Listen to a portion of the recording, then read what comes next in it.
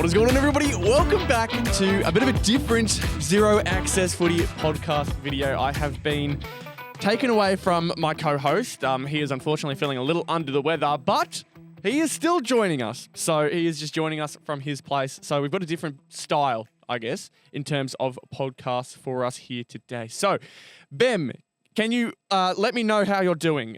Can I hear you?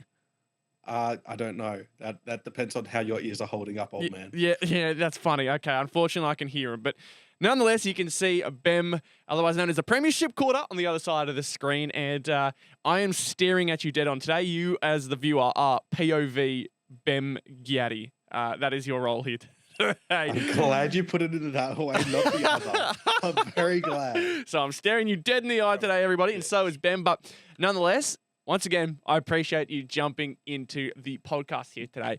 If you do find yourself enjoying what you see here, a like and a subscription is very much appreciated on YouTube. Obviously, be sure to rate us 5 stars on Spotify if you're listening over there as well. And go ahead and follow us on our socials. We are on TikTok and Instagram. I believe we're on many other platforms such as iHeart Music as well. And Amazon Music, I believe, or Amazon Podcast, something like that. I'm not versed on all of the different medias, but nonetheless, we've got some important stuff to talk to because we've had another fantastic week of football. And so I am going to start ourselves off with our Thursday night matchup, which ended up being a cracker. How good was this? 127 to 113.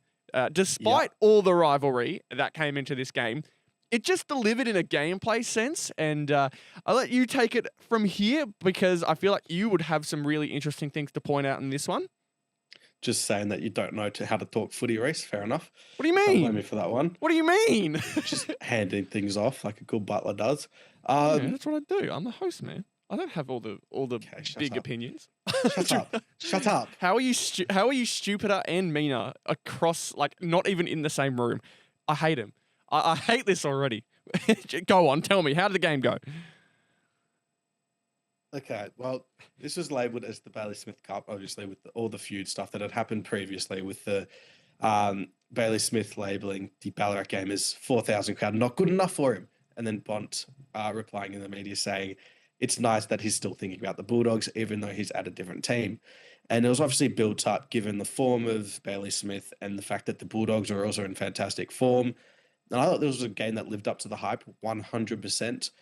I didn't get to watch a lot of the game, but from what I saw, I thought the way Geelong were able to defend at times was really impressive, but the way they counter-attacked both teams, the way they move the ball is very dependent on the other team. It's not all about their own football. It's them developing their own strategy based off of the other team. And I thought the way that both Geelong moved the ball and Bulldogs were unable to defend it was really impressive from the coaching of Geelong, which we always see with Brad Scott. And that obviously allowed both Neil and Cameron to kick 11 goals combined. And I thought that was the big difference between the game when you look at the Geelong key forwards compared to the Bulldogs key forwards. In a high-scoring game like this, Norton kicked 3 goals, but they were all cheapies. Cameron and Neil kicked 11. And I thought that was a big difference. Yeah, well, the interesting one was Carmus, I think, also had a big forward role too. He ended up kicking 2 himself. So still point stands 5 to 11. A 6-goal haul and a 5-goal haul on the same team in one game is certainly something that, I mean, you don't really see it anymore. So the fact that we were lucky enough to see this was fantastic.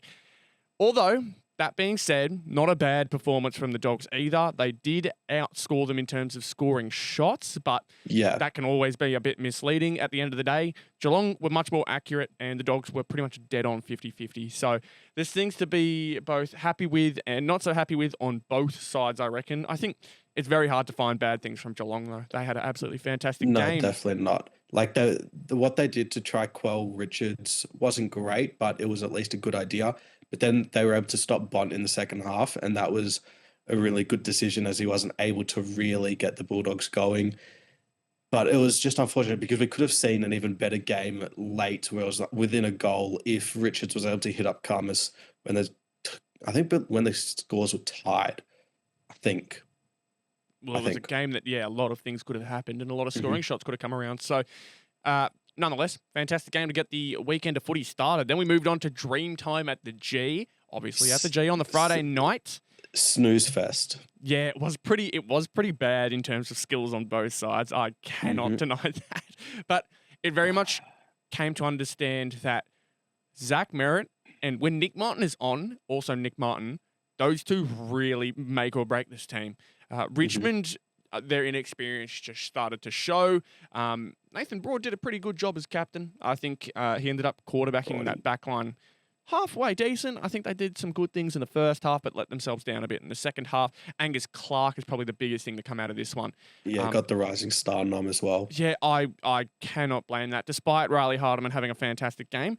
It's always North Melbourne players for you. Yeah, but Riley Hardiman had career high by 14 or 15 disposals. The man played incredible. But not mentioning that, Angus Clark, fantastic game. Impacted almost every single time he got his hands on the ball. And I love the crowd shots going to his family. That was always a beautiful thing to have a look at because I think they were all in shock. I mean, as any parent would be seeing them kick their first goal, but to see him kick 3 in the first half, I believe. Ridiculous. I mean, it's story time stuff, that one, and picked a great stage to do it. But Essendon take this one by 23 points. Any other things that you kind of saw get pointed out, or just the main fact of inexperience? Yeah, it was very much just not having Lynch, not having Bolton, not having Nankervis there against a team that isn't really that good. It just showed that there was not a lot of quality for either team. Especially in that first quarter, that was some putrid football. Also an injury fest. A lot of players 100%. went down. I think Lawler's one that went down and is now out for a long period of time. 4 to 6 weeks, which is a bit not what they want to disappointing. see. Absolutely not what they want to see. But yeah, not much really to say outside of that. Just a really, really nice game as per usual. At least it stayed somewhat competitive for the most part. Carlton versus GWS. This one is just concerning for Carlton fans. It's another one of those games that got away. Yeah. We're going to talk about Carlton a bit later, as that's going to be a big topic of this video. However, for GWS, it was a really good win to get back on the board. I think with their performance last week, it was just quite disappointing for a team that had top 4 expectations. And then to not have Callaghan, I believe they also went really tall this week. Their back line, I don't think Himmelberg was there, but they had Buckley, they had Taylor, they had Himmelberg and Lee Kalia, as well as Connor Iden. They went really tall this week. So clearly counteracted the form of Curnow and Mackay. Mackay was nowhere. He really struggled this game. And I thought the way they were able to handle the Carlton key forwards, as well as also their midfielders. Cripps had a good game, but Walsh wasn't there, Hewitt wasn't there, Chera wasn't there. They were all really, really poor, I thought. So for GWS, this is a really strong game. I'd like to kind of think how much of this was GWS playing really well, or how much of this was just Carlton not playing up to their potential, because I think it's probably leaning more the GWS way. To score 110 points in a game, obviously sometimes it comes down to bad defenses, but I just don't think that's what Carlton really is. We've seen improvements over time with how Carlton's defense have gone since opening round. And look, it's nothing fantastic at the moment, as you can see by their total scoreline, but I'd like to think that this was just GWS finally playing up to the standard that we think GWS can play to. So, look, obviously disappointing for Carlton. I think if you're a Carlton fan, once again, you're back in this whole limbo stage of this was a chance to get on top of a team that's had a bad game, and you've lost another chance. You've lost another opportunity. So many games that they could get that could go their way, they let by the wayside. So it's very unfortunate, very frustrating from a Carlton perspective, I'd imagine. But next up, we go to the MCG. This one was one that I was highly surprised by the finish of it. I think I could see a world where Brisbane bounced back. I really could. We knew that the last 2 rounds against Melbourne and against North Melbourne could have been, down weeks, them playing down to their competition. But this one, I was just surprised at how Hawthorn handled themselves. I don't know if you saw the final quarter of this one, but it's almost as if they knew, once they knew that the game wasn't going to go their way, they spat the dummy. And you could maybe chalk that up to them with a lot of passion, but it just felt very unlike Hawthorn. They usually always can find a way to at least rattle the troops and fight for something. This just felt like they were spitting the dummy more than anything. Yeah, well, before the game, Brisbane hadn't beaten Hawthorn at the MCG since, I think, 2005. So it just shows how far back that was. But I think the game was broken in that third quarter where Charlie Cameron just kicked 3 goals in like 3 minutes. And Hawthorn just had no answer.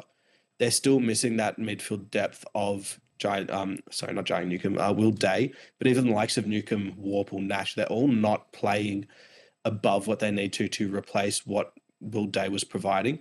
And I think it's quite disappointing. You look at how GWS were able to perform without Finn Callahan, how Kieran Briggs stepped up, how Tom Green stepped up. Hawthorn aren't able to replicate that at the moment, and I think that's really killing their game because their ball movement's not going. Their forwards aren't really winning enough contests. Like, they scored 60 points in a home game. That's not really what they were doing at all last year. So their identity just isn't the same. Yep. And so I think for Hawthorn, there just needs to be a little of a pause and just take a step back and say, what do we need to do to get back to what we were doing last year? Is it more solid defense? Because the likes of Battle and the likes of Barras and the likes of Sicily, they're all not performing to what they were doing last year when they were at their best. And so having all 3 of them there could very well be taking something away from each of them. So do we see Sicily playing in the forward line to be another option? Do we see Josh Weddle playing in the forward line? It's just a bit of decision-making for Sam Mitchell that we haven't really seen him needed to make in his coaching tenure so far. I think Sicily, honestly, with the way Sicily's been playing, and he's been lacking a bit of polish with his play, I wouldn't try and make him change too much from what he's comfortable with or try and give him too much of a challenge or change up his game style too much. He's already struggling as is. I think Weddle is something that they can explore with, and I think Newcombe is probably the one. When he has bad games or games where his disposal efficiency is down, then it's just not worth having him attempt to get so much of the ball. And it showed. It showed against Brisbane. This was a surprisingly sloppy game from a team that has felt so polished for quite some time. Next, we move to a game. I feel like the scoreline doesn't tell the full story, but Collingwood won this one by 45 against North. I did see it happening. I think I'd said 50 plus. Did not look by like 60. By 60. So obviously it was close, but it did not look like it was going to be that close for a lot of the game. I think North it's a constant thing with them. They like to kind of give up if things aren't looking their way. It just seems to be a casual thing for them. They're just a bit used to it, unfortunately. I would have loved to see a bit more fight, but the fact that they went into that game or went into that second half, they had the lead. Yeah. There were positives. They were resting a lot of players and had Braden Maynard injured during the game. There was a chance to pounce, and Collingwood must have changed their game plan enough that North just didn't know how to change with that. Nick Dacos went from 10 disposals in the first half to 28 in the second half. Absolutely exploded in that second half. 17 in the fourth quarter. Yeah, I mean... 17. It shows how quickly he can change, how much better he's getting at adapting to defenses and how people play him. Sure, it's against North Melbourne. You kind of take those games when you're a top-of-the-ladder team with a grain of salt. But you guys suck. Yeah, thank you. We'll get to the Saints in a sec. Oh, okay. But yeah, look... I mentioned Riley Hardiman before. He was a nice little bright spot. Finbar, Malley, he's one that I'll always continue to love because he provides an aerial threat that I don't think any of the other players are truly doing outside of Cam Zurhaar, and he's playing some really good football for his usual form at the moment. But just props to Collingwood. Dacos killed it. Long killed it. Darcy Cameron, an unsung hero because Sherry did not have his fantastic game that he usually has. He was great in the first half, but I thought what he did after halftime just wasn't it at all. Well, it was because Mason Cox was in that first half. So true. Sherry had his way with Cox to start that one. And then once Cameron got more of the ruck minutes, you could see him slowly start to fade out from the game. So credit to Collingwood. I want to talk about it at some point because I think they have a beautiful system going to the sense where they can basically replace almost anyone they want. 100%. Obviously to the skill level that they expect. But they've managed to put in players in different positions and still pull off a fantastic win. Despite, Nick Dacos obviously being out there and being so good as he is. There were just players who don't get as many opportunities in this team who just filled the role beautifully. And it just shows how Collingwood are so dangerous this year. Next up, at Optus Stadium, we've got Freo destroying Port Adelaide. This is just terrifying if you're a Port fan. Yeah, absolute stinker. I wasn't really watching this game. I was watching the Roos Pies game, but I had Fremantle winning by 45. You had them winning by 26. We both didn't have faith in Port, and they showed us why. You look at how Fremantle played, it was just what they do at home. Like, they're a lot better at home than they are away. And Port are also the same thing. They struggled to play when they're away from home. And so there's always going to be that difference. But I just thought the way their midfield was beat was disappointing when you look at the talent that's in there. And then you look at Fremantle, their backline held up really well, which is now 2 weeks in a row. So that's impressive for them. But their forward line started to get some freedom and they put up 100 points. Fremantle very rarely do that. So, yay, you beat Port Adelaide. Okay. Like, what are we That's a meant to nice say way of here? putting it. What more can we say, to be honest? I guess so. Yeah, there's not really much more to say. It's just a very scary looking season now for Port Adelaide. They are dead set a bottom four side, and it is not something anyone really expected. And when you do look at, for now, the off-season, obviously there's going to be a lot of talk about should Hinkley be sacked and Carr come in. It's just bullshit. Just give Carr the job. But I don't believe they have their first round pick for this year's draft. Who's Butters that? might... I believe it was traded to Gold Coast as part of the Lukosius deal. Oh, dear God. So, yeah. But then you look at, they're not going to have a first round pick this year. Butters might leave. Bergman might leave. There's not a lot of promise there. If they're not good, Wanganeen Miller won't go to them. He'd go to Adelaide. So for Port Adelaide, it's just sort of showing there's a lot of bad signs at the moment. They've almost picked the worst time to be bad 100%, because now all the 100%. South Australia has so many players outside of South Australia that want to come back, and they're all choosing Adelaide at the moment. You've got Neil Bullen, you had Rankin. They got Lukosius, well done, but look what that has done for you. Sure, it's out of your ability because he did get injured, but it still comes down to the fact that you gave up a lot of or what looks to be a lot of capital now. So very worrying for Port Adelaide. We move to next up the better Adelaide side. Adelaide versus West Coast. I will try to move this a bit, but it's pretty explainable. It's the way we thought it was going to go. Adelaide crushed West Coast at Adelaide Oval. This is just the Adelaide game we expected. We shouldn't really dive too much further into this unless there's a standout you want to talk about. Not really, to be honest. Jordan Dawson has been great. He's just Aside continuously from that, fantastic. Yeah. Not much more to say exactly. there. Sorry, Adelaide fans. I know you probably, if you're listening, we know you probably wanted to hear more about your team, but just know they're doing well. They beat West Coast at home. There's not much really to say. You did what you were expected to do. Yeah, exactly. Melbourne. The one thing I do want to say is look at the margins for every game. It went 14, 23, 28, 33, 45, 49, 66. It's the first time in history we've had 6 straight games where the margins increased. So shout out you guys. That's a weird fact, but thanks for that, Ben. Yeah. Next, we've got Melbourne versus Sydney, and this nearly went above the previous one. What the hell is happening to Sydney? They have are they really this reliant on Errol Goulden? And have Melbourne just been completely lying to us to begin the season? Because this is much better football from Melbourne, much more hungry football. Well, I predicted this. I had the D's by 19. I wasn't expecting them to win by 35, by 53. That is outrageous. But I think the signs are there for Sydney. You don't have 2 key forwards, and Aaron Francis, who's been filling that role, also wasn't there. There's no Goulden. There's no Papley. Mills is now going to be suspended after what he did on the weekend as well to Charlie Spargo. Just after coming back. Yeah, exactly. So there's no Taylor Adams. They quite literally are just losing plays left, right, and centre.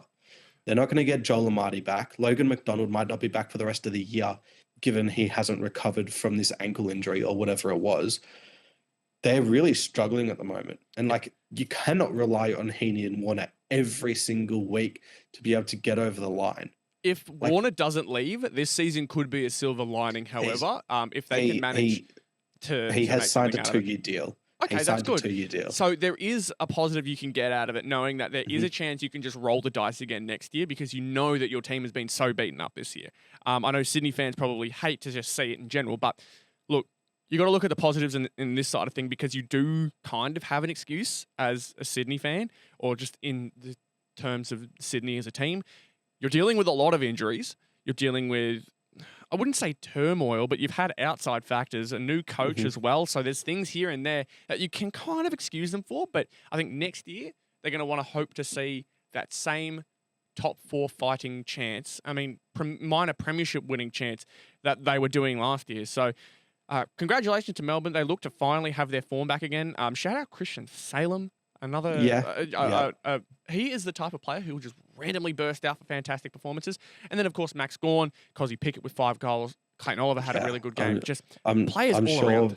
Yeah, I'm sure Pickett will get a mention in a minute, but I thought nine scoring shots at goal is ridiculous in a single game for a small forward. Absolutely. Like, we just don't see that. And so for him, if he's now... I mentioned this earlier when he had another good game. I can't remember against who, but if he can start doing this consistently, he's going to be Melbourne's best player.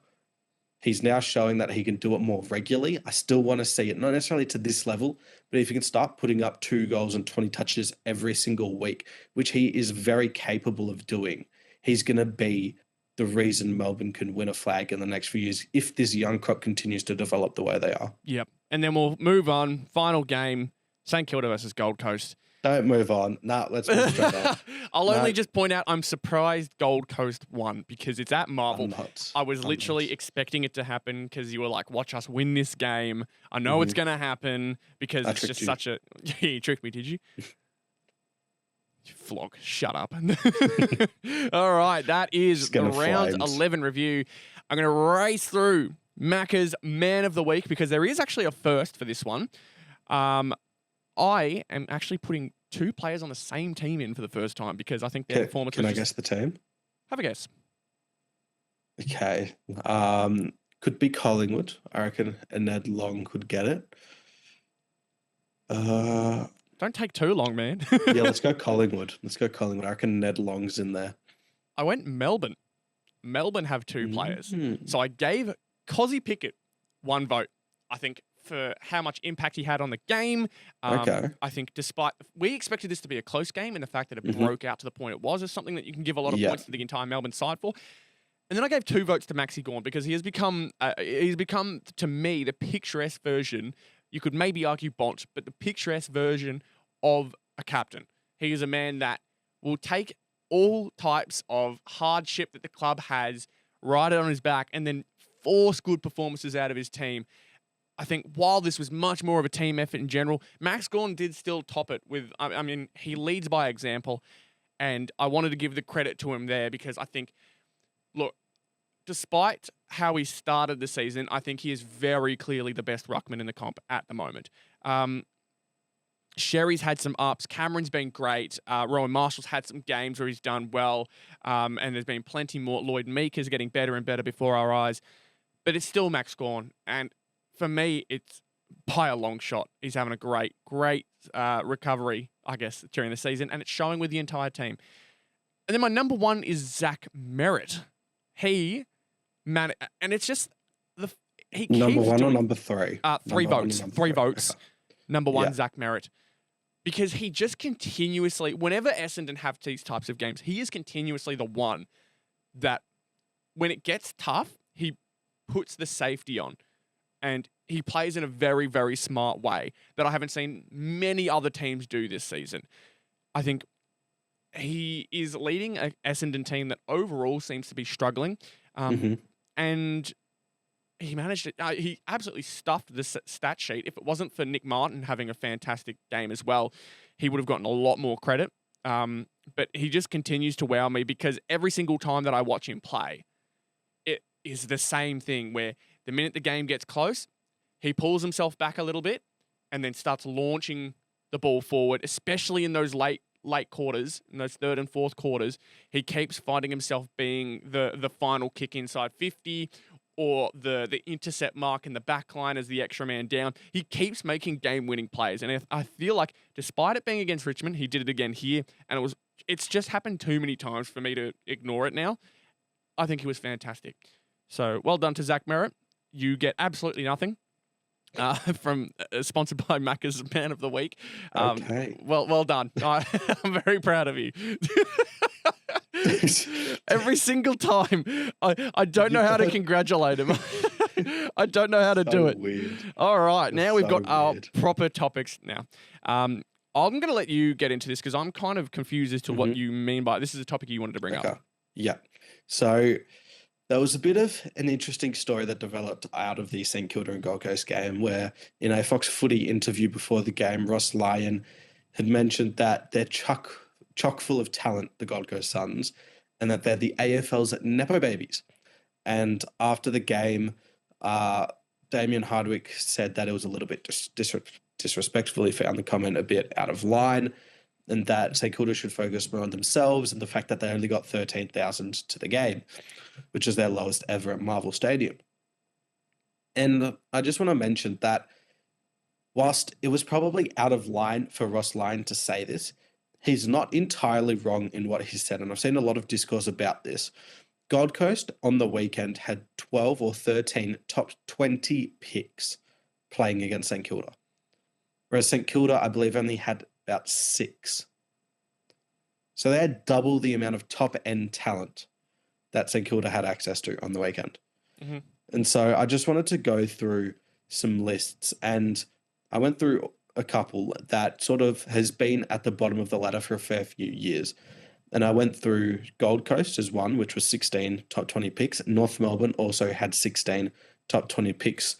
And I just wanted to go through another one, which is the Western Bulldogs, and look at the way they've been performing. It's not all about the top end picks. Whilst they do have a lot, they've had Ugle-Hagan pick 1, Darcy pick 2, Bont pick 4, Sanders pick 6, Matt Kennedy was pick 13. So there's a fair few littered throughout, but I believe they've only got 12 in total. Mm-hmm. That's the same amount as St Kilda. But a lot of it is about how you draft further down. And we're shocking. We were shocking at drafting like 3 years ago and back. We were the worst team at drafting aside from probably Carlton because they missed out on so many top 3 picks. We didn't really have access to those because we were always mediocre. We were never bad. Yeah. A bit of an off topic, but yeah. Well, yeah, basically. But I just think there's quite literally so much talent access for Gold Coast. They've got potentially 4 top 10 picks coming through their academy this year's draft alone. That is outrageous. They quite literally won't have enough draft picks to be able to get access to all of them. So I guess it's just kind of a risk reward thing in that sense, but there's no risk. That's the thing. There is no risk because before this year, you could but you could use pick 32, 34, 38, and 39 to get pick 1. There's no risk in trading for those 4 picks at all. I guess so. I mean, it's hard to really tell because unless the number 1 draft pick ends up being a complete and utter bust, right? Mm-hmm. That's the only situation where I feel like that trading up ever becomes a risk. But usually, at least with the number 1 pick, you're getting someone with some proven talent, some special ability. So, for example, Cooper Duff Tytler is just a ruckman who looks to be able to play in a Luke Jackson type sense where he's able to get around the ground and be that modern ruck that we're kind of seeing more and more exploit the game and shine within the game. We're seeing a lot more of those type of ruckmans, and that makes the number 1 pick not feel so much as a risk, right? But who knows what happens to him. I think the fact that you're giving up 4 potential players in itself can be a risk. That's what you've kind of got to look at as well. You are giving up 4 players for 1. And that in itself, I think, is a risk too. It's all just about perspective, I think, in this sense. I probably agree in that there's a lot of perspective, but 4 picks in the 30s are never going to equate to 1 pick in the top 5, ever. And I'm really glad the AFL's going to change it this year to where the fact that the draft isn't going to be as compromised. But Gold Coast still has 4 top 10 talents. That's the issue. They are not going to stop getting these. They're only starting to get them now because the players have sort of started to get to that age where when Gold Coast were first started, that was 12 years ago. So players, when they were started at 6 years old, they're now 18. So they're able to get drafted. It's not going to stop. It's only going to get worse. So unless we're directly limiting their access to it, it's never going to stop at all.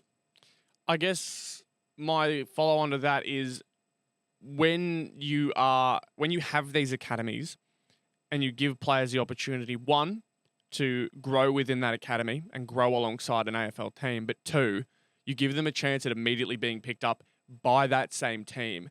If you lose that, I feel like those academies will begin to start struggling to find more and more of that talent.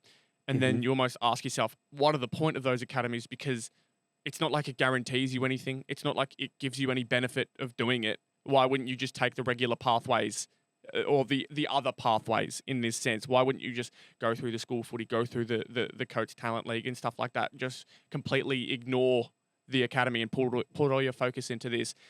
I want to see this rule kind of be applied, but I also want to get a full picture of it because I feel like there's going to be some offsetting problems that come from making this change. It's going to be, I do think the change needs to be made though. I do agree.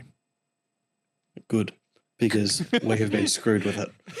Yeah, this sounds more like a personal thing, mate.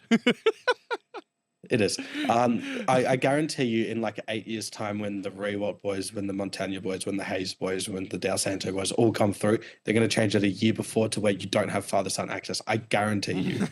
Like 100. It's going to happen. Mate, we've got no one 3 cares Rewalt about you. boys. No one cares. Shut up. You're a North Melbourne fan. Crash out, crash out, crash out. All right, let's move on. Behmy's tribunal tasks. It is a good thing to point out, though. It is a good thing to point out. That's not funny. How many tribunal tasks do you have this week? Because we talked about a few. Got 3. Three of them. A hot 3. I need you to move through them quick, my man. I need you to move through them quick. I'm sorry. Behmy's tribunal tasks is going to be slightly cut this week. We're never cutting anything from this podcast. Fuck that. This man wants to make a 2-hour podcast, I swear. I'd make a 3-hour podcast. What do you mean? Oh my God. I can literally see our producer seething right now. So let's just move into it. Let's move in. What have we got for Behmy's tribunal tasks? By the end of it. First one we're talking about is Alex Pearce. He got a 3-week suspension for a late bump on Darcy Byrne-Jones, where he made a half-assed attempt at spoiling the ball, I'll call it. He didn't really actually make an impact on the ball, which is a bit of an issue. He sort of was going for it, and it was quite late, and it was graded as careless conduct, severe impact, and high contact. And Fremantle have challenged it, so it's going to go to the tribunal on Tuesday night. We are recording this on a Monday night, so we're not going to be able to get more information on that as it's released. But I think this is actually a really good decision from the MRO. The way that players will run at the ball and make an attempt to spoil a play attempting to mark it is a big thing because we've seen a lot of players get hit in the head, and we've seen a lot of actual late contact, especially in recent years, where they're attempting to make a play on the ball, but realistically, they're just going to make body contact. And I think with this one, I do believe Byrne-Jones was concussed, so there is head-high contact, but it's just completely lazy from Pearce. And I think he just made the wrong decision. And you look at the way he did it. He didn't do it smart. He wasn't actually going to make a genuine attempt on the ball. And he quite simply made the wrong decision. And I think the 3-week suspension is fine. The other one was Jai Newcombe. It was his 5th offence, which is very funny. So he got a $10,000 fine. I believe it was for striking. It was careless conduct, low impact, high contact. I don't understand how players can continue to get away with this. There was one a few weeks ago. I think it might have been about Brodie Grundy, where he had, I think, his 6th offence or something ridiculous like that. I do remember you saying something like this. Yeah. So I still don't get how, with things like this, you continue to let players do it. Stamp it out of the game, and you won't have to give them a 5th offence. It's that simple. Like, it is literally that simple.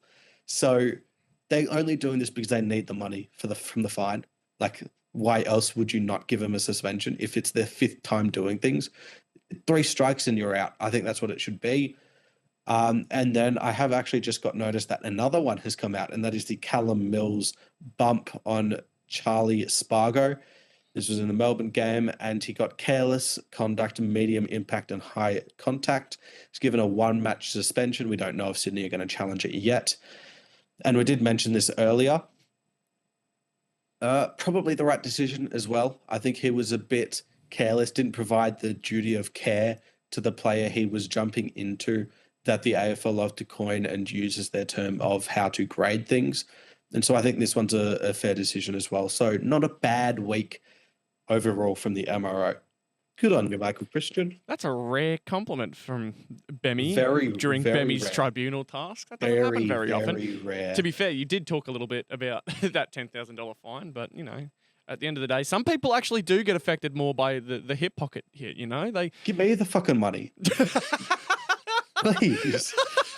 Yeah, the MRO is now directly funding Zero Access Footy. Yeah, well, we're just praying someone gets punched. We're praying they fight.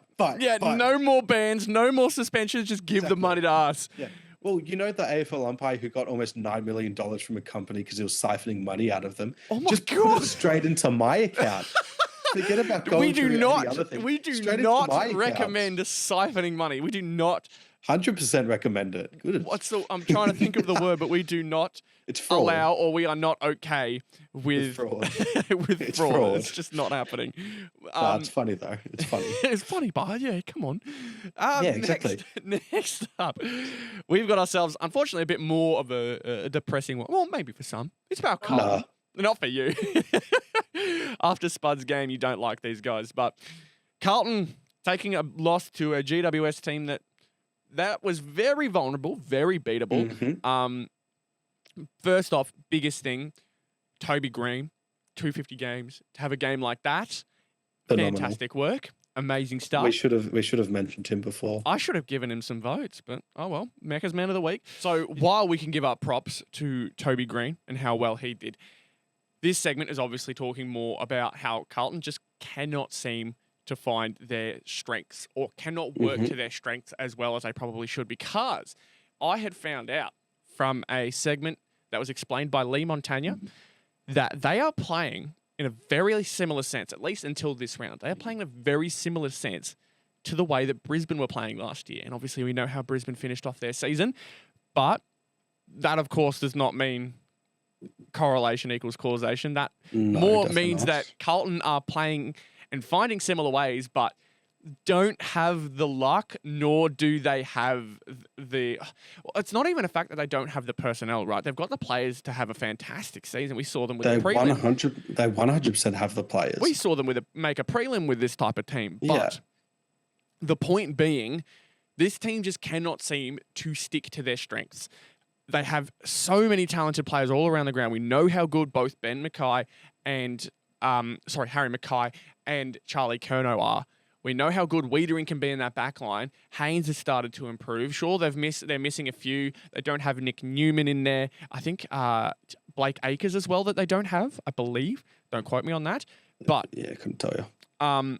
Same time, you've got Paddy Cripps, Tom De Koning, Sam Walsh in there, and you're struggling to beat a battered GWS side. I'm very confused as to how this team isn't using their best players properly. And like I said, they're playing in a very, very similar sense to Brisbane. I cannot remember the stats for the life of me, but I would hope that if you guys can look up Lee Montagna's, after the podcast, if you can find Lee Montagna's segment where he does go into discussion as to their similarities to the Brisbane side of last year, I would heavily recommend it because it opens up a kind of new perspective. There's positives, but they're being outweighed by the negatives of this team and the fact that they just aren't living up to the expectations that they really should be hitting. And it does bring up questions, right? Behm has just written here, they all suck, which I think is... when you finish your little thing, I'm going to go on my rant because this is directly feeded into me from one of my good Carlton friends, and it's very funny. So Well, when you finish, I'll have my little I'll finish rant. up quick then, because one of the other things you've gotten here is they haven't sacked Voss. And Yes. I think it's a bit premature to say that they should sack him just now. And I always do hate the excuse of just sack the coach and everything will be better. But I did mention at the start of the season that my big call was that he wouldn't have a job by the end of it. They showed signs of coming back, and now it looks like they're falling off again. What is going on with this Carlton team, Mr. Premiership Quarter? Okay, so they played early Saturday. I got a call Saturday night. This was after the games from the North Collingwood game. And he goes to me, "This big idiot, how is he still in a job?" And I'm really confused, but I let him continue speaking. And then he says, "The issue is, if this big idiot still gets sacked, then all these little idiots are going to become big idiots because we only have idiots at this football club." And then we had an even bigger idiot earlier in the year show his little idiot to the world. Excuse me? Luke Sayers, if you didn't get the joke. That's a mad joke. Yes, It's right? insane. So basically, he's saying the big idiot, being Michael Voss, should be sacked. However, even if he was sacked, all the little idiots, being the assistant coaches, would just do up and take his job and be doing the exact same thing. So he's basically saying no matter what happens, there are bigger issues than the coaching staff. And he is 100% correct. Like, they can sack Voss. I personally don't think Voss would lead them to a premiership. I just don't think he's got the coaching pedigree.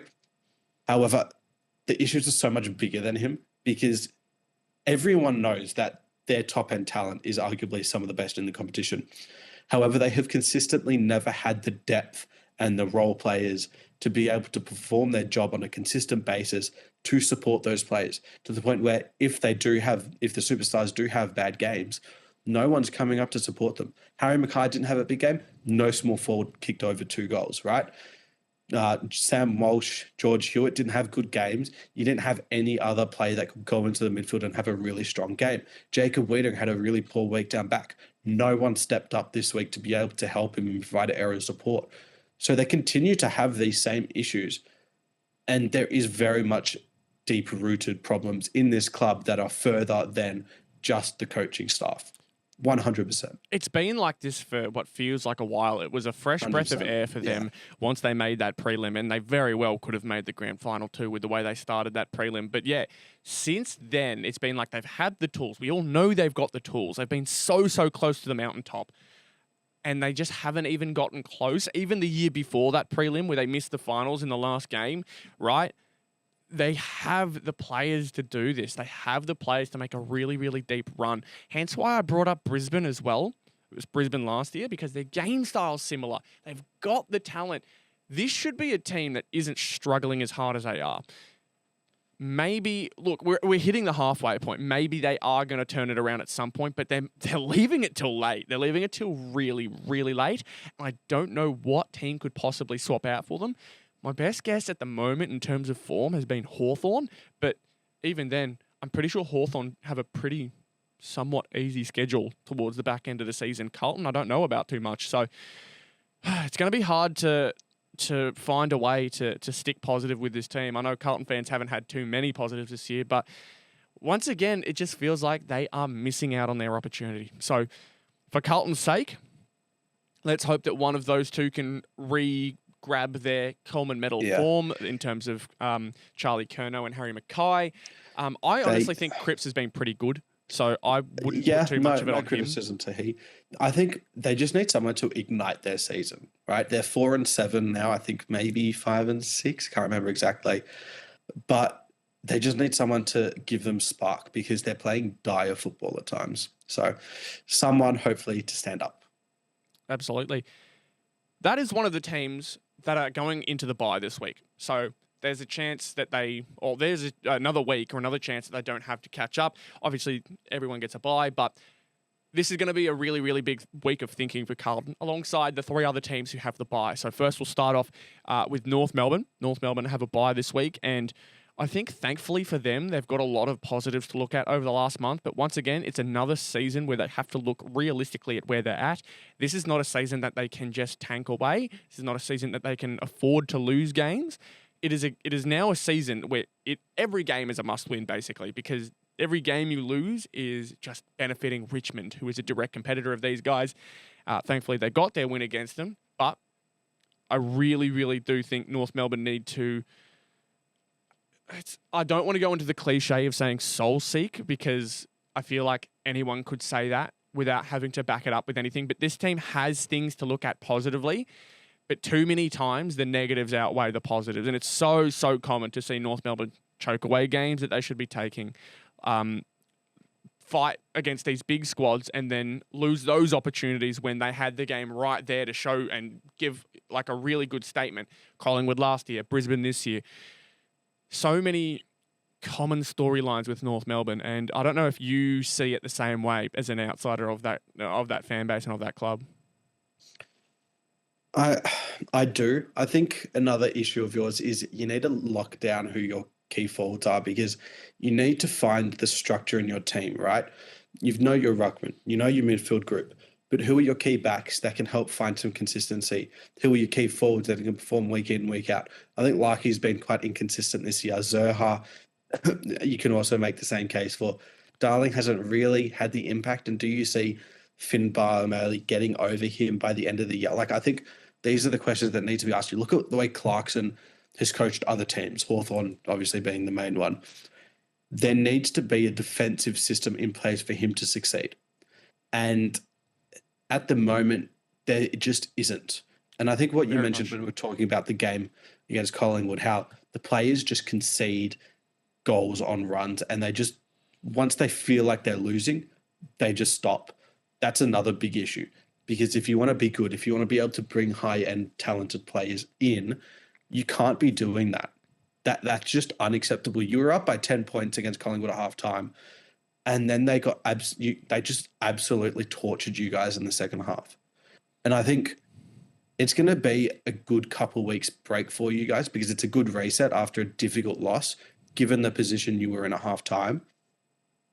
But I just think there's going to be some really deep talks that you need to have in this middle break, because who are your key players that are standing up when you are 2 goals down and they've just kicked 3 goals in a row? The only one right now is Chom. He is like the only one, because I watched it in person happen in Brisbane. But Core doesn't, McDonald doesn't. I think Simpkin, you could probably argue could, but at the same time, he's probably still at his best when you guys are playing your better footy. He doesn't always contribute his best. So the question is, who are your leaders and who is going to stand up for you guys? Absolutely. No, you've hit it right on the head with that one. I always believe that our transition defense has been the worst thing. And yeah, as we all know, defense is probably one of the easiest ways to win games. Good defense leads to easy offense, as I always say. So with that, we now move to a surprisingly poor bottom 4 side in Port Adelaide. Honestly, in some sense, worse than North Melbourne this year. I wouldn't go that far. I wouldn't either, but especially because in their recent matchup against each other, Port did come away 9-point winners. But at the same time, this team can rack up large stats, can have fantastic individual performances, but it's those key positions, much like North Melbourne in a sense, those key positions that never seem to work out. I think their forward line is trying to find a new identity. Obviously, with Dixon going out, Georgiades is still in there, but they do like to move it around a little bit. I think I've seen Darcy Byrne-Jones move from the forward to the back a little bit. Mitch Georgiades, I didn't mention him, but Mitch Georgiades is now one of their bigger targets. Jeremy Finlayson's always in and out. Ollie Lord, I believe is his name. I saw him try and get a lot of hit-up targets during the game against Fremantle, and he was doing all right, but not too much to be excited about. And then you look at their back line, it should probably be a bit better, but I'm also a bit more critical because they've got proven backmen who really like to shine. So Alir is one. I wouldn't say Brandon Zerk-Thatcher too much, but Connor Rozee has been playing off that halfback now with that rotation. So he is one that you immediately look at now and go, all right, you have to lead by example in that back line. And you gave up 100 points. And while, look, it can be easy to do so in the modern game with the way that some teams can just fly from one end to the other, 100 is usually the limit. Well, I think once you hit 100, you know that there's some critical flaws within that team's, at least that game. But it seems to be a lot more consistent than just one game for Port Adelaide. And so I want to ask, do you think this off-season, or do you think this these next couple of seasons they need to make any major changes, especially with the fact that Zach Butters is favoured to stay at Port Adelaide, but could be on his way to Hawthorn or the Dogs or whatever the hell Cal Toomey has said, or Mitch Cleary, one of those guys, with potential of him moving. Do you think they need to start looking outward? Potentially. I think the big thing they're going to need to talk about during this bye is obviously the Hinkley to Carr situation. That is their number one priority. If they don't get that sorted, and if they don't come out and say we're backing in Hinkley no matter the results, then I think they're going to be even more trouble. Because if they do continue to, not continue, but if they do start winning some more games and do end up finishing, let's say, 11th at the end of the year, you're just getting nothing out of it. So if you do end up finishing, let's say, 15th or 14th, right, and Bergman does leave or Butters does leave, you're going to get a lot in return for them. And you're able to build around Warren Francis, you're able to build around Willem Drew, you're able to build around Jace Burgo and Logan Evans, Ollie Lord, Georgiades, Sam Powell-Pepper. There's still a lot of youth left in this team. There's going to be a lot of trade talk that they need to do because it's a crucial off-season. And I think the uncertainty between Carr and Hinkley only deepens that uncertainty. And so it's going to be a bit of an issue if they don't sort that out. But I just don't see a lot of players wanting to come to them. And that's a bit of an issue. They've still got, Lukosius was on last year, but I don't really rate Lukosius. As good as he can be, we've never seen it on a consistent basis. I don't see them getting any other big fish. So they need to look to the draft as an option to be able to get in that talent that they're going to need if they want to push for a premiership. Their problem is do they have their first round pick? No, I mentioned this earlier. They don't have their first round pick, so they're going to need to rely. Jack Lukosius, yep. Yeah, they're going to need to rely on the Bergman package and on the Butters package. That's it. Well, yeah, it's a very awful situation to be in right now, especially when you're about to go through so much change in the box, in the coach's box. So yeah. This is. Look, I wouldn't say it's a scary time for Port because they definitely do still have talent no matter if they lose Butters or not, but you'd much rather have him and you'd like to try and fill some spots with some of those players who want to come to South Australia. I think for some of them, they may have to try and rely on opportunity, right? Because Adelaide, sure, it's a better team, but will you be playing in that team consistently if you do join them? It's up to them, I guess so, but we'll move on from there. Final one, and a bit more of a positive one, thankfully. We've got the Dogs, who have surprised everybody. The Dogs are now looking at a fantastic end to season. They are looking at potential contenders despite the loss to Geelong. They are looking at a potential season where they look to hopefully finish top 4 despite them being 7th. Do you reckon they're going to make it? Do you think this team is too much hype, or do you think this team is ready to take it on? It's a really good question. I think, no, I'm not giving you credit for that, Rhys. It's just a good question. I do my hardest here, man. You got to give me some credit. Do I? Yes. Are you sure? Absolutely. Are you sure? Just talk. Really? Just yap, bro. You do yapping well. Thanks. Appreciate it, bro. For the Bulldogs, I think I do see them as contenders, but I don't see them as the top echelon, right? You look at their best, I think it's really, really good. However, there's the question of, are they peaking too early? And I think that answer's probably yes. I think it's going to be really difficult for Richards to sustain this play, for Libba to sustain this play, for Joel Frazier to do this, and Matt Kennedy as well. It's going to be very difficult for them to do just throughout a 20-week campaign. Right? There's still another 13 weeks for them left to play before the first final. And so if they don't get their key forwards going, because it'd be great if they had Jamarra Ugle-Hagan right now with the absence of Sam Darcy. I know he's coming back soon, but I still think that their key positions are an issue. They let Ugle-Hagan, they let Neil and Cameron kick 11 goals. Yeah. And they still don't want to try Norton down back, even though he's struggled up forward. And so I think Beveridge has done a fantastic job. However, I find it really interesting to see what they're going to do in the second half, because we've seen a lot of times the Bulldogs play really well and then they don't. And so there's going to be some questions that they still need to answer for me before I put them into that top tier of a contending team. And that's completely fair. But I'd also argue with the fact that, sure, they may be hitting their peak early, but I see another peak coming when they have Sam Darcy come back. Yeah, that's fair. I genuinely think the guy could carry this team already in the forward line, because he's such an overhead threat. He's so scary when trying to defend him. And yeah, I think it'd open up Norton's game a lot more as well. Very well could, 100%. All right, so those are all the teams that have got the bye. So I guess 3 negatives to 1 positive. Only one team having the bye is... I think coming off a loss, they're probably happy to have a bye week to kind of readjust and go and keep going. But for all the others... It's a solemn week where they don't have to worry so much. But saying that, we move on to next week and 2 teams who don't have byes and create a very interesting matchup. I hate that Collingwood keeps coming up in these ones, but we've got Collingwood versus Hawthorn. Yes. I think because these two are so... looks like the only 2 teams that are both in the top 8. So this is the only one... Shit week.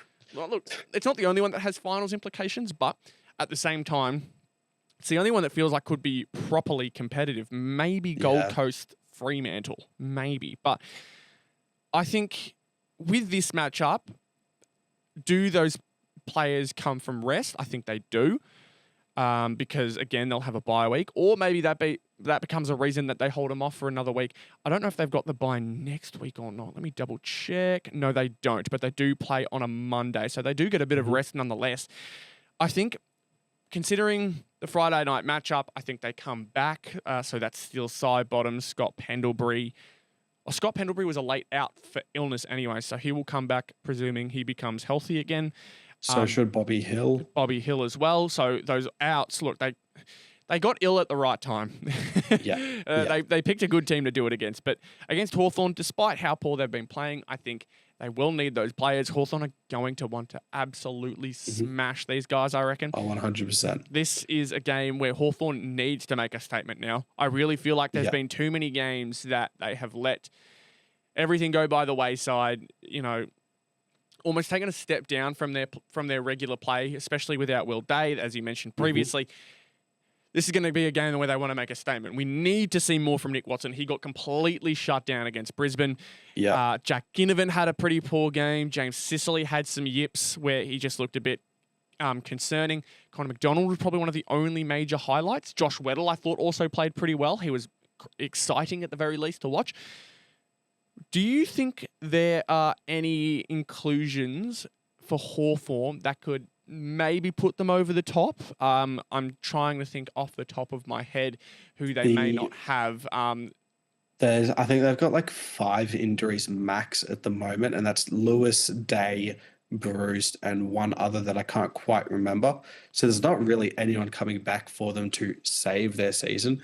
It's just more so seeing what they can move around, seeing what they could potentially get over Collingwood, right? They're not the tallest up forward and they're not the tallest down back at the moment. Obviously, Darcy Moore might come back. We'll have to see, but Maynard's going to be out, so they missed that aspect as well. I just think for Hawthorn, if they don't get anyone back, which I don't think they will, what changes can you make? Let's see how creative Sam Mitchell can get. Does he want to play Nick Watson in the midfield? Does Dylan Moore become a full-time inside midfielder this week to sort of get that creativity going? Does Jack Ginnivan get some more time in there? Yeah, I was going to say Ginnivan over Watson because I feel like Watson will just get eaten up in the midfield if he does jump in there. I think he's a perfect small forward target, one that kind of roves around a bit. But Collingwood, I feel like their matchups are just going to be too good no matter what. I know. For me, I feel like Collingwood, I've said this for the last couple of weeks that there's going to be a down period, but they haven't shown that as of yet. But for Hawthorn, they They are in their we down period.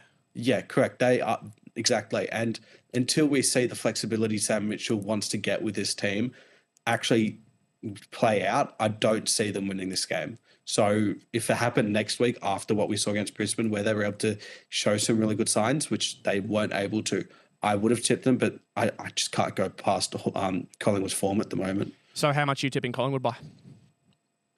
Great question. I think I'll go on a close game because... Just a normal question. Great question. So what's your prediction? That's a great question, is it? Well, it's because I don't really see either team. Shut up. Just give me a prediction. What are you thinking? Pies by 11. Pies by 11. I'm going to go Pies by 25. I think this team... You're lazy. What do you mean they're lazy? Shut up. Oh, it's past his bedtime. He's ready to go to bed. It is. All right. Let's have a look at the other. Let's have. And I was up at 4:30. That sounds like a you problem, my friend. Let's have a look at the other games. Brisbane versus Essendon. Brisbane should take this one, but their recent games against I think it will be. The way if they play the way they did against Hawthorn, they'll smash them easily. If they play the way they did against North and Melbourne, it could be close. But I think either way, Brisbane comes out on top. Lions by 56. Ooh. They wiped the floor. Oh, my goodness. What? That's a big one. That's a big result. Essendon struggled to beat a Richmond side that didn't have a single experienced player, basically. Yeah, Camden McIntosh. He was their leading goal kicker on the ground. That's insane. I love that. I love that Richmond side. Honestly, I love this Richmond side because they are so gritty. It's so good. But Brisbane versus Essendon, I'm going to go Brisbane by 40. I hope that Essendon can at least put up a fight, but honestly, if this gets to a Essendon Dogs point where it's 90 plus and Lachie Neale has 50, that'd be funny as. I would love that to happen. I want Neale to have 52. We'll skip Collingwood. Hawthorn, of course. Gold Coast versus Freo. Freo have some pretty good form, but this is at People First Stadium. So I think all signs do point to Gold Coast winning this one, but do you think Freo put up a fight? No. Well, a fight, yes, but not that close. I think Suns are in really good form at the moment. You saying like 6 goals or something like that? Yeah. Somewhere like that? Maybe a bit less. I think it could be like a 20-ish point game. I just think that with no Alex Pearce, how are they going to guard Ben King? The AFL are now going to give about 50 free kicks to the Gold Coast forward line as well, given they've complained about the treatment they got against St Kilda. Which I knew you'd bring that up eventually. You're a little sook. You're a sook. I'm sorry. Damien Hardwick's the one who's sooking and coping as hard as possible right now. I just knew you would bring it up eventually. Stop going your way. You're the Nepo Babies. Stop fucking complaining. You don't get the free kicks. It's enough. Oh, crash out Premiership Court. I love it. I'm going to go Gold Coast as well. I think, too many things going their way. Alex Pearce being out is a big one too. It's going to be hard for them to find a matchup, but we'll see how it turns out. We'll see how they do. By how many? 11? 33. 33. We're going to go Giants versus Richmond now at NG Stadium. Is this even going to be close? Giants haven't been playing all too good at NG, to be fair. They're coming up against an under-18 side, basically. Well, it wouldn't be if Noah Bolter was allowed to play. True. I was going to say free my mans, but I feel like that's the wrong thing to say. Free him from what? He didn't get a prison sentence, which he should have. I'll make this quick. I'm going to go GWS by 40. Just 40? Just 40. I'll copy you. Fair enough. Don't copy me. I'm lazy. Sydney versus Adelaide at the SCG. Oh. Interesting game. Very interesting game. They should really pick them off. But my thinking is Sydney's forward line hasn't been fantastic, but there's been times where Adelaide's hasn't looked too great either. Correct. I think we need to look at the Adelaide forward and Sydney back matchup. That's where all the damage is going to be done. I think either Sydney managed to get on top of them or Adelaide absolutely blow them out of the park. And I think it's going to go Adelaide's way. There's been more games than there have not been where Adelaide have just run teams over with their forward line. Yeah. So I'm going to go Adelaide win this by 26. I'm leaning the other way. We've both gone, I have to go different. We've both gone the same tips throughout this round. And so I'm going the other way. I think Sydney on their home deck is a different team. I thought they were really poor against Melbourne. They weren't set up properly. I don't think they lost to Port at the SCG. They did, but that was when Port were able to have a reason to win games, and they don't anymore. I also think Adelaide still struggle away from home. I just don't think that they perform well enough. I want to see, you spoke about their key forwards not being great and having some struggles. They rested Taylor Walker.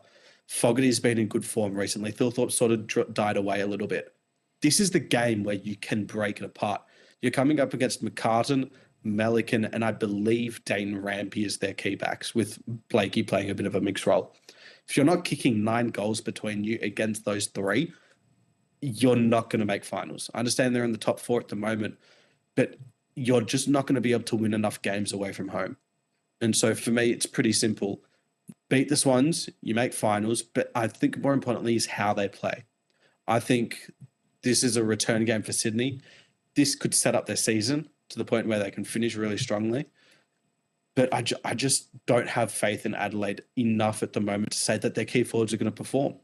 And I think that their midfield struggles at times. Their backline could struggle against a really athletic and a really ball movement heavy Swans team. I think this could be a really difficult week for the Adelaide backline.